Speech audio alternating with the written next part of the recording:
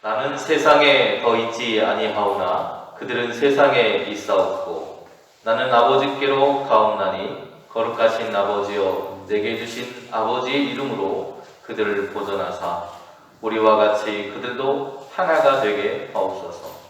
내가 그들과 함께 있을 때에 내게 주신 아버지의 이름으로 그들을 보존하고 지키었나이다. 그 중에 하나도 멸망하지 않고 다만 멸망의 자식뿐이오니 이는 성경을 응하게 함이니이다.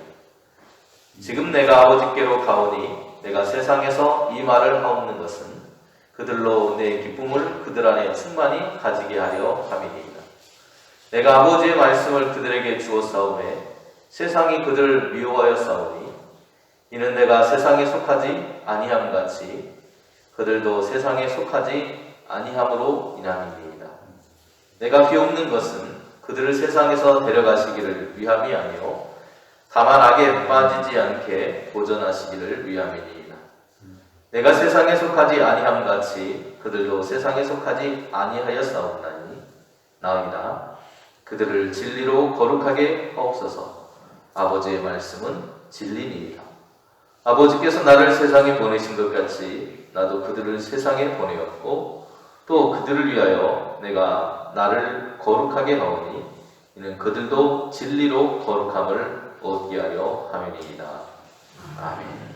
시간이 흘러서 부활절기로 마지막 주일, 7번째 주일을 저희가 맞이하고 있습니다. 세월이 참 유수와 같다는 어른들의 말씀이 참 맞는다. 갈수록 그런 생각이 들어갑니다. 어제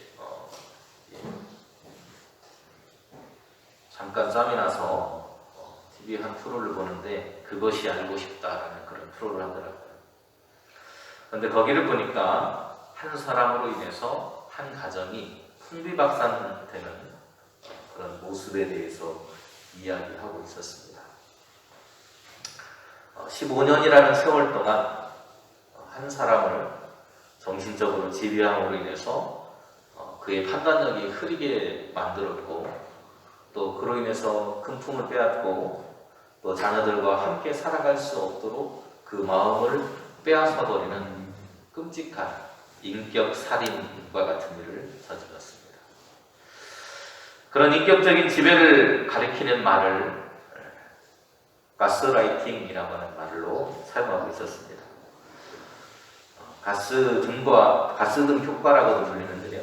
이것은 심리적으로 사람의 마음을 조작을 해서 그 사람의 마음에 스스로에 대한 믿음을 없애고 의심을 불러일으킵니다. 그래서 현실감이 없어지고 판단력을 잃게 만들어서 그 사람을 내 마음대로 조종하게 하는 그런 지배력을 행사하는 것, 그것을 가스라이팅이라고 부릅니다. 패트릭 해밀턴이라고 하는 사람이 연극을 원작으로 하고 있는데요. 1944년에 미국의 영화였던 가스등이라고 하는 영화에서 이 말이 유래가 되어서 가스라이팅 또는 가스등 효과 이렇게 부른다고 합니다. 타인에 의해서 내 생각이 조작되고 그래서 나조차도 스스로를 믿지 못하게 되고 판단하지 못함으로 인해서 사람들과 나를 격리하게 만들고 단절되게 만들어서 서서히 나를 죽여가는 그런 행태가 가스라이팅이라고 하는 모습입니다. 그것을 보면서 오늘 우리의 마음이 무너지고 우리의 삶이 정말 쉽게 무너질 수 있다라고 하는 그런 생각을 하게 됐습니다.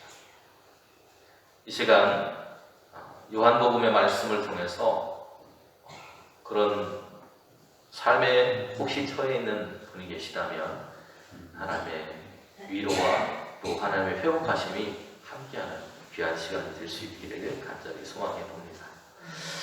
본문은 예수님께서 제자들을 위해서 마지막 기도를 하고 계시는 장면입니다. 특별히 오늘 11절 말씀을 보시면 그 11절의 말씀이 이 17장의 핵심이라고 해도 다르지 않을 것입니다. 예수님께서 기도하시는 이유는 하나님과 또 예수님께서 하나이신 것처럼 우리도 하나가 되게 지켜달라고 하는 그런 간구를 하고 계신 것을 볼 수가 있어요. 11절 말씀 한 번 더 읽어드리면 이렇습니다. 나는 세상에 더 있지 아니하오나 그들은 세상에 있었고 나는 아버지께로 가옵나니 거룩하신 아버지여 내게 주신 아버지의 이름으로 그들을 보존하사 우리와 같이 그들도 하나가 되게 하옵소서. 아멘. 서로 사랑하고 서로 섬기면서 한 마음과 한 뜻을 품는 우리가 되기를 기도하고 계시는 주님의 모습을 발견할 수 있습니다. 이때는 부활하신 주님이 이미 승천하여서 당신의 아버지의 집인 본향으로 오르셨을 때입니다. 세상에는 주님의 제자들과 또 그를 사랑하는 무리들만 함께 모여서 지내고 있었습니다. 예루살렘에 있는 마가 요한의 다락방에서 120명의 성도들이 함께 모여서 그들이 주님이 다시 오실 때를 기다리면서 기도하던 그 장면을 우리가 생각해 볼 수 있습니다. 사도행전 1장 12절에서 15절에도 이렇게 말하고 있습니다. 들어가 그들이 요한은 다락방으로 올라가니 베드로, 요한, 야고보, 안드레와 빌립, 도마와 바돌로메, 마테와 및 알페오의 아들 야고보, 셀로딘 시몬, 야고보의 아들 유다가 다 거기 있어 여자들과 예수의 어머니 마리아와 예수의 아우들과 더불어 마음을 같이하여 오로지 기도에 힘쓰더라. 모인 무리의 수가 약 120명이나 되더라. 바로 이 장면에 나와 있는 이 사람들, 이들이 흩어지지 않고 주님이 말씀하신 대로 하나가 되기 위해서 모여서 기도에 힘쓰고 있었던 그 장면을 우리는 보게 됩니다. 바로 이 사람들이죠. 또한 부활절기의 마지막 때인 이 주간은 낡고 생명이 없는 종교의 시대를 마감하고 새로운 생명의 구원의 종교를 탄생시키는 해산의 때와 같은 때였습니다. 그래서 여기서 새로운 생명 공동체가 태동하게 되는데 그것이 바로 성부, 성자, 성령 삼위일체 하나님을 구원의 주로 섬기는 사람들이 모이는 교회, 오늘날의 교회가 태동되는 그 시기를 말합니다. 당시 유대교라고 하는 율법의 종교의 껍질을 벗고 이제 그리스도 교회라고 하는 새로운 인류 구원의 복음 공동체가 지구촌에 태어나기 시작하는 대전환의 때가 바로 오늘 우리가 함께 읽은 요한복음 17장 11절 바로 그 장면이라고 하는 것입니다. 그런데 왜 주님은 우리가 하나 되어야 한다고 말씀하고 계실까요? 주님이 하나 되어야 한다고 우리가 하나 되어야 한다고 말씀하시는데 그 이유가 무엇입니까? 주님께서 이 땅에 오셨죠, 그죠? 육신의 몸을 입고 이 땅에 오셨습니다. 우리하고 똑같이 고난당하셨고 아픔을 겪으셨고 또 십자가의 고난, 그 죽음도 경험하셨다는 거예요. 그 모습들을 모든 과정들을 지나가면서 주님이 제자들의 그리고 우리의 연약함을 보셨다는 거예요. 그들은 너무나도 연약하고 부족했습니다. 허약했습니다. 순간적으로 주님을 배신할 정도로 흩어지기 쉬운 존재들이었다는 것을 주님은 눈으로 보셨다는 거예요. 그런 나약한 제자들을 남기고 이제 주님은 가실 때가 되었다는 겁니다. 오늘 11절 말씀에 말씀하시죠. 나는 세상에 더 있지 아니한다. 주님이 우리의 곁을 떠나실 때가 되었다는 거예요.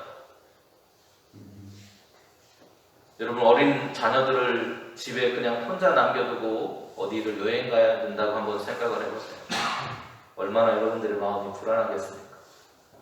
떠나면서도 뒤돌아보고 또 뒤돌아보는 그 부모의 심정이 주님의 마음이었을 것입니다. 더군다나 우리가 살아가고 있는 세상은 악으로 가득한 세상이었다고 주님은 평가하십니다. 주님은 악으로부터 그들이 보호받아서 생명의 공동체를 이루고 하나님의 뜻과 말씀과 뜻을 이루면서 이 땅에서 살아가기를 원하셨습니다. 그러기에 그들은 하나가 되어야만 했습니다. 그래야 세상을 대항해서 살아갈 수 있었다는 거예요. 그들 제대로 세움으로 인해서 주님의 아버지, 우리 하나님과 함께 오랫동안 깊이 생각해 오셨던 하나님의 나라, 온 세상 만민을 구원하기 위한 교회라고 하는 생명 공동체가 이제 제대로 생겨나기 위해서 그들이 해야 될 일은 하나 되는 일이었다는 것입니다.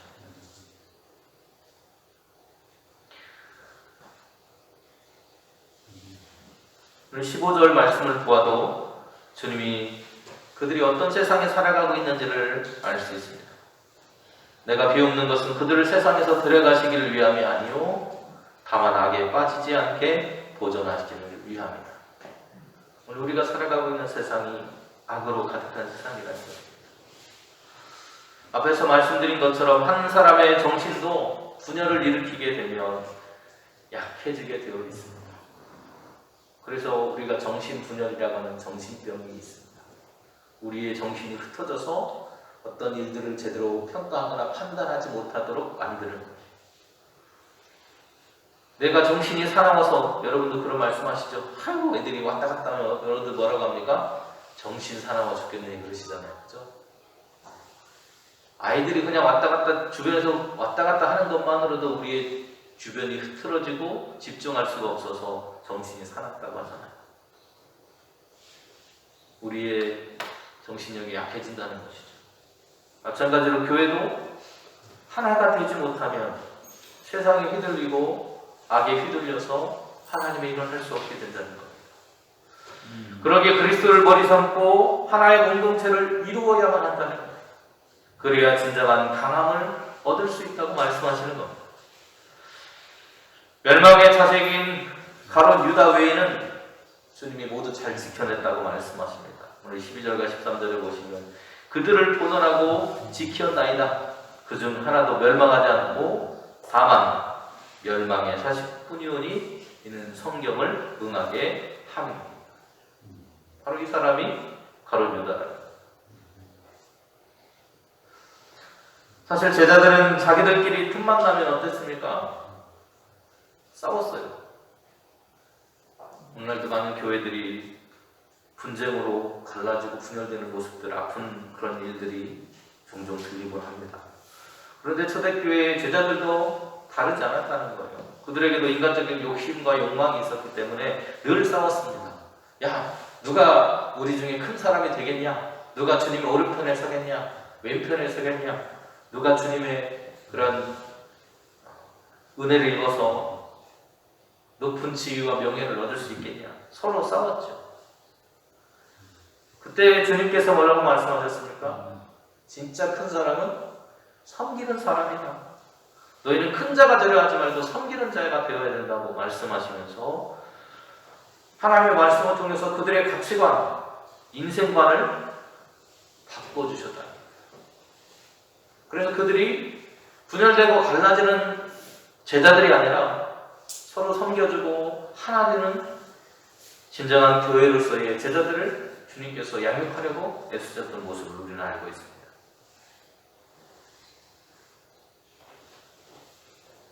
바로 하나님의 말씀, 주님께서 제자들을 인생관과 가치관을 교정해 주셨던 그 하나님의 말씀, 그들에게 주셨던 그 약속, 그것을 통해서 그들이 하나 될 수 있었다는 것을 우리는 보고 있습니다.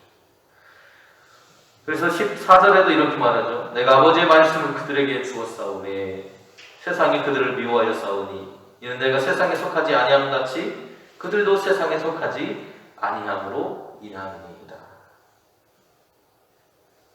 우리는 세상 속에 살아가고 있지만 세상과 똑같은 길을 걷고 있지 않다는 것을 말하고 있습니다. 그리스도인으로서 우리가 하나 될 수 있는 근간은 무엇이냐? 그것은 하나님의 말씀. 하나님께서 우리에게 주신 약속이 우리가 하나 되는 근간이에요. 그 말씀이 육신이 돼서 오신 분이 누구예요? 예수님이죠. 내가 아버지의 말씀을 그들에게 주었사오매 세상이 그들을 미워하여 싸우니 하나님의 약속, 하나님의 말씀이 세상 속에 들어왔더니 세상이 요동치기 시작했다는 것입니다. 그리고 그 말씀을 따라 살아가는 사람들을 미워했다는 거예요. 그래서 예수님이 하신 일이 뭡니까? 그들을 지켰다는 거죠. 그들이 하나 될 수 있도록 지켰다는 것입니다. 진리의 말씀을 통해서 그들을 지켰다고 주님은 말씀하고 있어요. 앞에서도 말씀드린 것처럼 우리는 참으로 연약한 존재들입니다. 악에 빠지기 쉬운 존재들이에요. 그래서 주님께서 우리에게 가르쳐 주신 기도 속에도 뭐라고 되어 있습니까? 다만 악에서 구하옵소서. 주님 우리에게 그 기도를 가르쳐 준 이유가 있다는 것입니다. 우리가 그 악에 빠지기 쉬운 존재이기 때문이라는 거예요. 한 사람의 말로도 쉽게 정신이 무너지고 정신적인 노예가 되어서 십수년을 끌려다닐 수 있는 연약한 존재. 악에 이끌려서 살아갈 수 있는 연약한 우리의 모습이 현실이라는 거예요. 그런 세상 속에 우리를 남겨두고 주님께서 가시려니 마음이 얼마나 다급했겠냐는 것입니다. 그래서 주님은 다만 악에 빠지지 않게 이들을 보존해 주십시오라고 기도하고 계신 거예요. 우리는 세상에 빠져서 세상의 방식대로 살아가는 사람이 아니라 하나님의 말씀 위를 걷는 그 말씀을 따라서 살아가는 사람이 되어야 한다는 것입니다. 그런데 우리는 세상의 유혹에 넘어지기 너무나 쉽기 때문에 주님은 그러한 우리가 말씀에 붙들려 살아가기를 원하고 계셨다. 우리는 세상에 빠져 세상의 방식대로 살아가는 사람들이 아닙니다. 그러기에 우리는 강한 사람이 될 수 있습니다. 우리의 강함의 근거는요, 우리에게 있지 않습니다. 내가 강렬하고 힘이 좋고 많은 지식을 가졌기 때문이 아니라 우리의 강함의 근거는 하나님이 나를 사랑해 주셨다는 것 그 한 가지. 하나님이 나를 사랑해 주셨다는 것 그것 때문에 내 삶이 세상을 이기면서 살아갈 수 있다는 것입니다. 여러분 잘 아시는 창세기 28장에는요 야곱이 하나님을 만나는 장면이 나옵니다. 야곱의 소명 장면이라고 해도 다르지 않을 것 같아요. 야곱은 형의 장자권을 뺏고 축복을 뺏어서 형의 미움을 사서 도망자 신세가 됩니다. 도망자가 된다는 것, 나그네가 된다는 것은요 굉장한 두려움이 찾아오는 것입니다. 왜냐하면 자신을 보호해준 모든 것들이 사라져버리기 때문에 이제 야곱을 보호해줄 사람은 아무도 없습니다. 세상에 머리 들고 쫓아 없어서 광야에서 철저하게 배제당한 모습 속에서 돌로 베개를 삼고 하늘을 지붕 삼을 수밖에 없는 무일푼의 인생을 그는 시작을 하게 된 것입니다. 철저하게 고독해졌어요. 아무도 없습니다. 그의 주변의 모든 것들이 다 끊겨버렸습니다. 얼마나 정신적으로 피폐해졌겠습니까? 육신도 물론 힘들고 어려웠겠지만 제일 사람을 공허하고 힘들게 만드는 것은 외로움이라는 겁니다. 나 혼자가 아무도 없고 비록 지금 외삼촌을 향해서 가고 있지만 그 외삼촌이 사는 것이 어딘지도 잘 모르고요. 그냥 어디쯤 가면 있다. 이것만 알고 가는 거예요. 얼마나 불안하겠습니까? 그런데 그런 시기에 야곱이요. 정말 하나님을 경험하고 체험하게 돼요. 야곱의 막막한 고단함을 일거에 해소시키는 그래서 새로운 꿈과 희망을 가득 담게 되는 그래서 멈춰있던 그의 발걸음을 재촉하게 되는 사건이 하나님을 만나는 거였습니다. 하나님께서 그 밤에 그를 찾아서 꿈과 약속을 주셨습니다.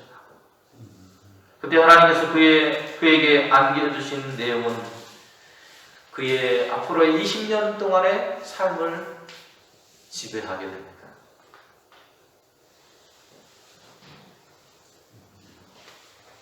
하란이라고 하는 곳에 가서 야곱이 뭐라고 합니까? 정말 힘겨운 나날을 보냈다라고 말합니다. 눈코 뜰 수 없는 시간을 보냈어요.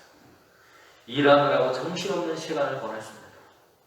그 20년의 시간, 험난한 세월, 불평불만으로 가득 찰 수 있었던 그 시간들, 그러나 넉넉하게 그 순간들을 이겨내고 갈등을 해소할 수 있는 힘과 에너지가 어디에서 나오느냐? 바로 이 창세기 28장인 하나님과의 만남 속에서 그 힘이 나왔다는 거예요. 하나님의 말씀이, 하나님의 약속이 흩어져 버렸던 야곱의 정신을 똑바로 차리도록 해줬다는 거예요. 갈라지고 분열되어 있던 그의 마음이 하나님으로 인해서 하나가 될 수 있었습니다. 그런데 이런 경험은요, 바울과 그리고 로마의 교회도 같은 경험을 하고 있습니다. 바울은 말합니다. 우리는 하나님의 사랑을 통해서 하나가 될 수 있었습니다. 예수님의 제자들과 양무리들을 위한 변호, 그리고 그 기도가 끊이지 않았기 때문이라고 말합니다. 바울이 이렇게 말합니다. 누가 정죄하려 죽으실 뿐 아니라 다시 살아나신 이는 그리스도 예수시니 그는 하나님 우편에 계신 자여 우리를 위하여 간구하시는 자시니라. 아멘. 바울이 만난 주님에 대해서 고백하고 있는 거예요. 그리스도십니다. 죽음 가운데서 살아나신, 우리의 죄를 위해서 죽으셨지만 우리의 회복을 위해서 다시 살아나신 그 주님, 그 주님이 우리를 구원하실 분입니다. 우리의 주님이십니다. 바로 우리의 하나님이십니다라는 고백을 하고 있습니다. 그리고 지금도 우리를 위해서 기도하고 계시는 분이라고 말하고 있습니다.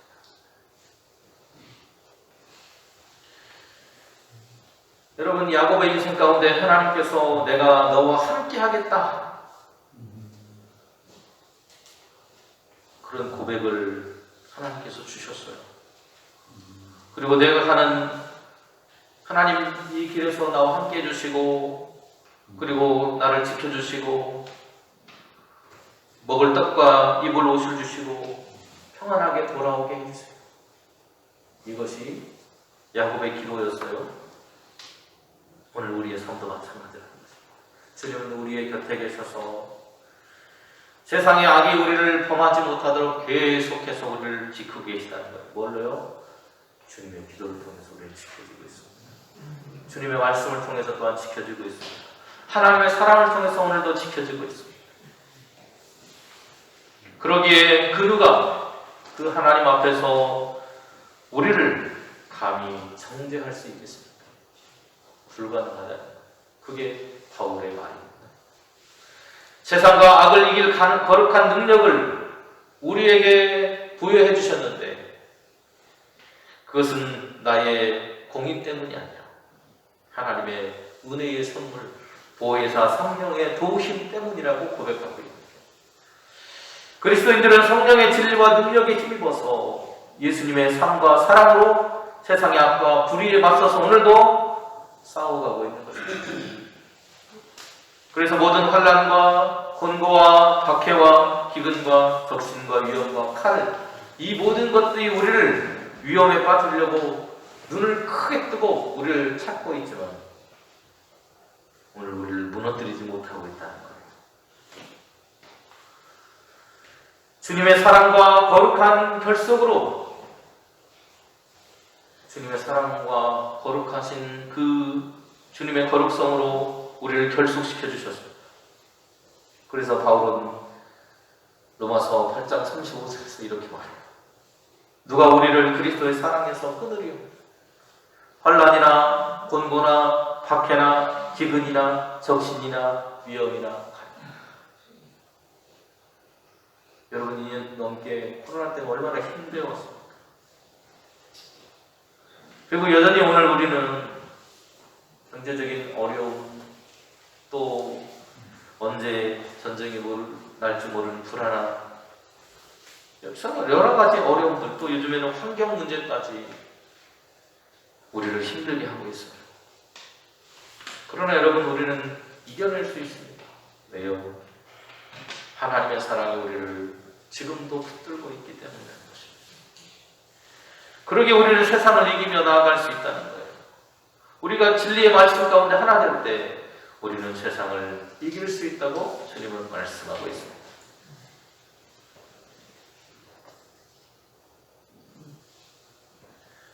오늘 제목이 뭐였어요? 네. 크게 한번. 하나 되어 다른 길. 이제 하나 되어야 된다고 하는 당위성에 대해서 우리가 알았습니다. 그죠? 하나 되어야 돼요. 주님 안에서 하나 되어야 된다. 말씀 안에서 하나 되어야 돼요. 그리고 다른 길로 가야 됩니다. 다른 길이 뭐냐? 우리는 주님의 말씀처럼 여전히 세상 속에 살아가고 있어요. 여러분, 세상을 배척하고는 살아갈 수가 없습니다. 우리는 세상 속에 살아가고 있는 거예요. 우리가 세상을 배척하면 우리는 세상과 더불어서 살아갈 수가 없어요.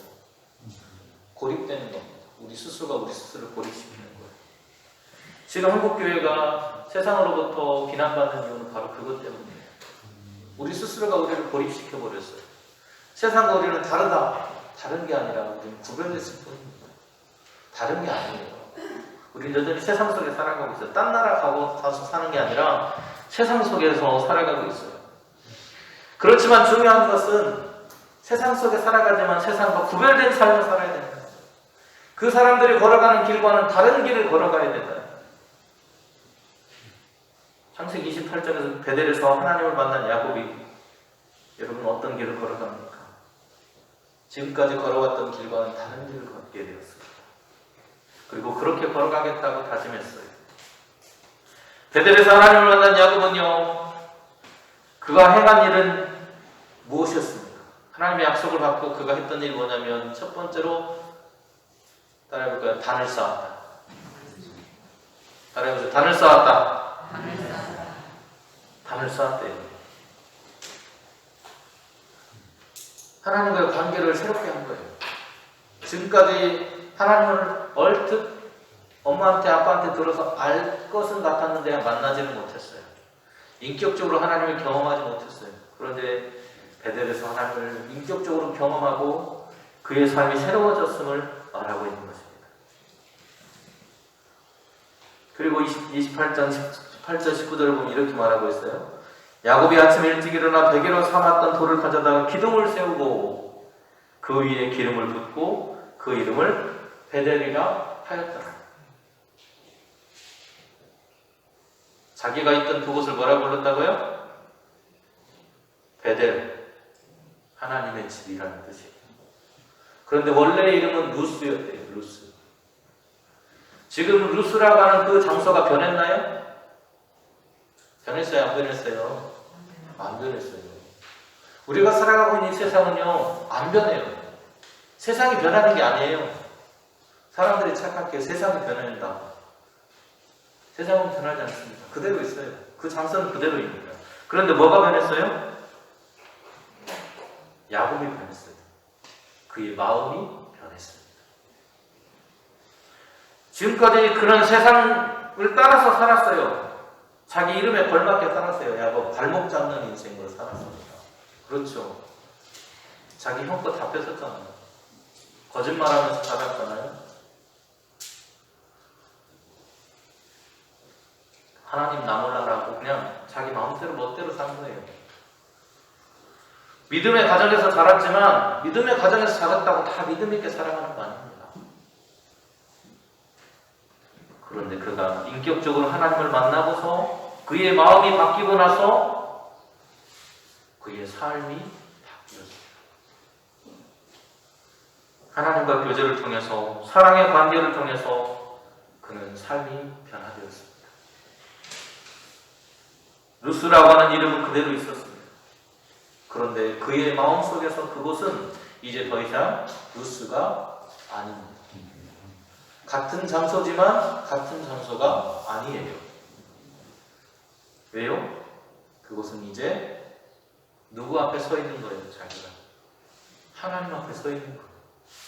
세상 앞에 서 있었던 자신의 모습이 이제는 하나님 앞에 서 있는 삶으로 변화된 거죠. 이제는 나의 하나님이 되셨고 루스가 베델이 되어서 이제는 하나님의 전 하늘의 문이 열리는 곳이 되었습니다. 모든 것에 원천이 되었어요. 모든 것이 자신을 채우는 것에 올인되어 있던 이 사람이 하나님께 고백합니다. 내가 11조를 드리겠습니다. 여러분, 이 말은 하나님이 내 인생의 주인이 되어서 내가 하나님 백성으로 살겠습니다라는 뜻입니다. 나의 주인이, 내 물질뿐 아니라 내 삶의 주인이 하나님이라는 고백이에요. 이제는 내가 하나님을 중심으로 살아가는 그런 삶을 살겠습니다. 내 이기적인 욕심과 욕망을 쫓아가는 삶이 아니라 하나님의 백성으로 살겠습니다. 그리고 고난 속에서도 로마서의 그리스도인들이 그 고난을 이길 수 있었던 승리의 길처럼 주님을 바라보고 살겠습니다.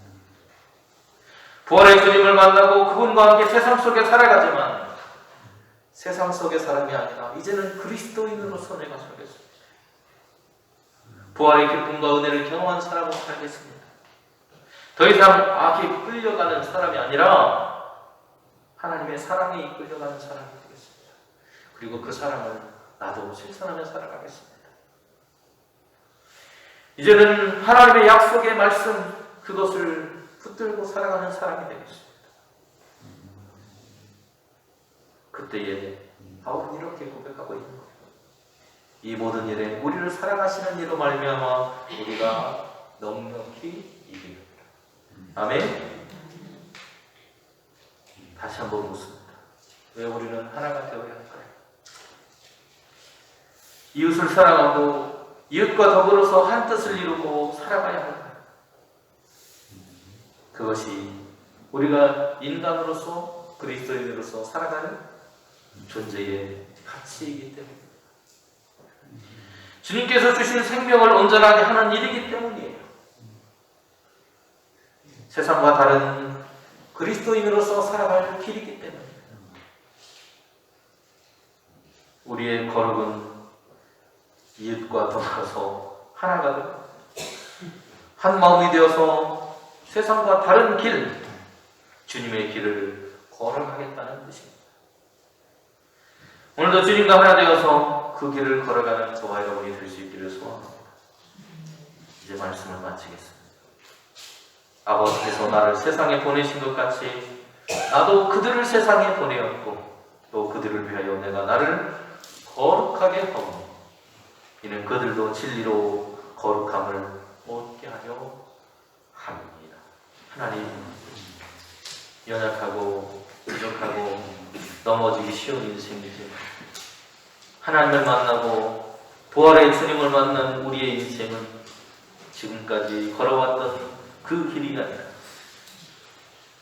주님의 사랑으로 하나 되어서 걸어가는 다른 길임을 기억하며 살아갈 수 있도록 도와주시옵소서.